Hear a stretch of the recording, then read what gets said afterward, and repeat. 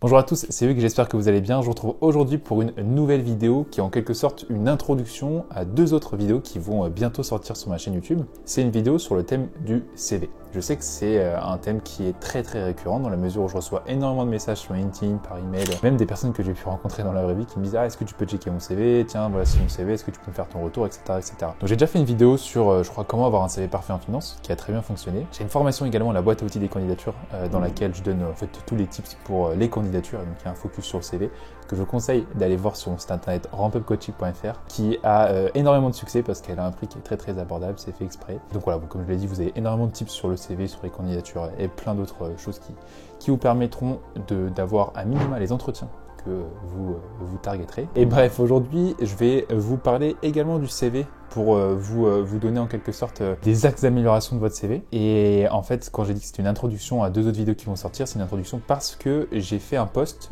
sur YouTube dans lequel je disais aux personnes, mes abonnés, de m'envoyer les CV afin que je puisse faire une sorte de revue anonyme. Donc c'est ce que je vais faire.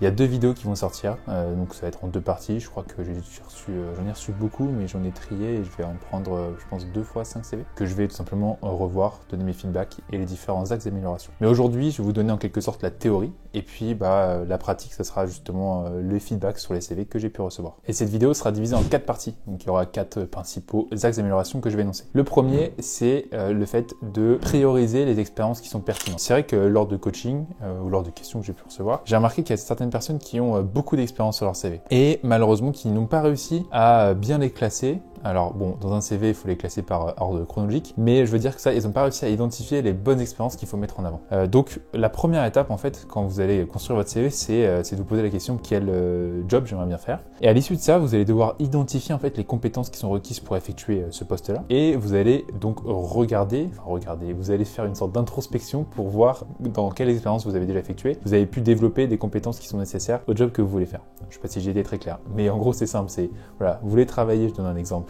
En M&A. Donc en M&A, il faut faire de la valo, il faut faire du PowerPoint, il faut aussi un bon sens du relationnel, de la rigueur, de l'endurance, etc. Et bah, vous allez voir dans les expériences que vous avez déjà faites, peu importe, hein, c'est pas obligé que ce soit des expériences financières, mais dans l'expérience que vous avez effectuées, quelles compétences similaires à celles que je viens d'énoncer vous avez pu développer à travers ces compétences-là. Donc c'est la première étape. Et là, c'est super important. Il faut mettre les expériences, il faut les trier. Si vous avez la chance d'avoir un CV étoffé, bah, parfois, il faut faire des choix stratégiques. Certaines personnes disent qu'il faut le faire un CV par candidature. Moi, je trouve que c'est vachement lourd parce que déjà quand vous avez une lettre de motivation à faire, ça prend beaucoup de temps. Mais mon conseil, c'est plutôt un CV par métier. Donc par exemple, si vous voulez faire du M&A, bah vous pouvez avoir un CV. Normalement, un CV de M&A, ça marche avec les CV en corporate finance, sauf exception. Mais si vous voulez postuler dans pas mal d'offres différentes, bah, je vous conseille de faire un CV par groupe de métiers. Deuxième point, il semble que j'en avais parlé dans la vidéo que j'avais faite, c'est de chiffrer ses réalisations. Ça, c'est super important. Et je ne sais pas, je crois que globalement dans les CV que j'ai reçus, il y a pas mal de chiffres, donc j'étais content parce que c'est super important. En fait, il faut absolument, peu importe, hein, c'est ce que je disais, peu importe si vous n'avez pas fait de la finance, pardon, si vous n'avez pas effectué d'expérience, que ce soit des stages de 1 ou 2, 3, 4, 5, 6 mois en finance, peu importe si vous les avez pas fait, ce n'est pas grave, il faut absolument dans les expériences que vous avez faites, de mettre des chiffres, même dans des projets scolaires, ça c'est super important, j'y reviendrai bientôt. Par exemple,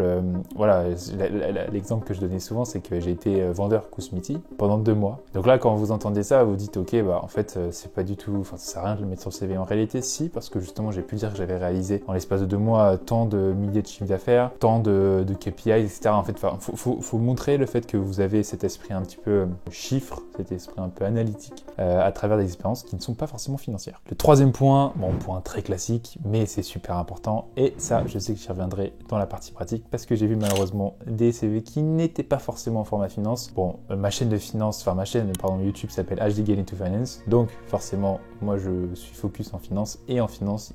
Et même dans plusieurs métiers, il faut quand même globalement avoir un CV qui est assez sobre. Les CV Canva, ça passe pas trop. Moi, j'ai commencé à postuler avec un CV Canva, puis très vite, je me suis rendu compte qu'il fallait plutôt que j'adopte quelque chose de très sobre. Donc, il faut avoir une structure très claire. Là, je vous refaire, ça sert à rien que je me répète à la vidéo que j'ai faite, comment avoir un CV parfait, parce qu'il me semble que j'énonce les grandes parties qu'il faut avoir sur votre CV.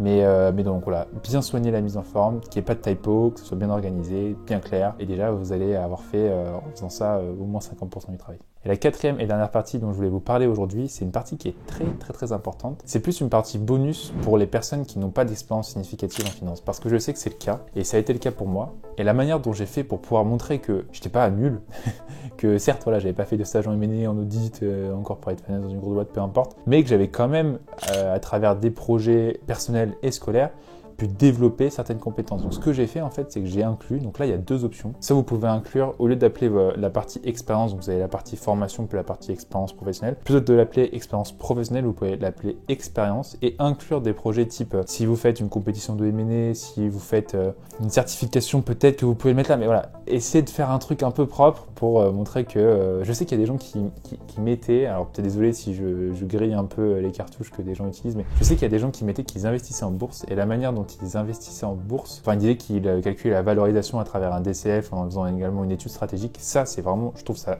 très smart. Donc ça peut être une idée de choses que vous pouvez mettre, si bien sûr vous le faites, parce qu'après vous allez challenger sur, voilà, ok, t'investis comment, où est-ce que tu trouves tes données, comment tu fais ton DCF, etc. Donc faut pas bullshiter, mais vous pouvez faire en sorte d'alimenter un peu votre partie expérience à travers des expériences personnelles, scolaires, en plus, en addition des expériences professionnelles. Voilà, donc c'était une courte vidéo, je sais pas du tout combien de temps elle aura duré, mais c'est une vidéo qui est importante pour introduire justement les deux vidéos que vous allez voir sur ma chaîne YouTube. Donc, je vous conseille d'être à l'affût parce que les deux vidéos en quelque sorte feedback vont sortir et je vous conseille vraiment de les regarder parce que je pense que, enfin c'est pas je pense, en ayant regardé une première fois les CV que je vais commenter, il y a des erreurs qui sont vraiment communes à pratiquement tous les CV que j'ai reçus. Donc si vous ne voulez pas faire ces erreurs-là et pouvoir corriger votre CV en apprenant justement des, entre guillemets, des erreurs, c'est pas très grave, hein, mais en apprenant des petites erreurs que les personnes ont pu faire, c'est la vidéo qu'il faut regarder, ce sont les vidéos qu'il faut regarder parce qu'il y en aura deux. Si cette vidéo vous a plu, n'hésitez pas à liker et à vous abonner à ma chaîne YouTube. Je vous dis à très vite pour de nouvelles vidéos. C'était Hugues, à la prochaine.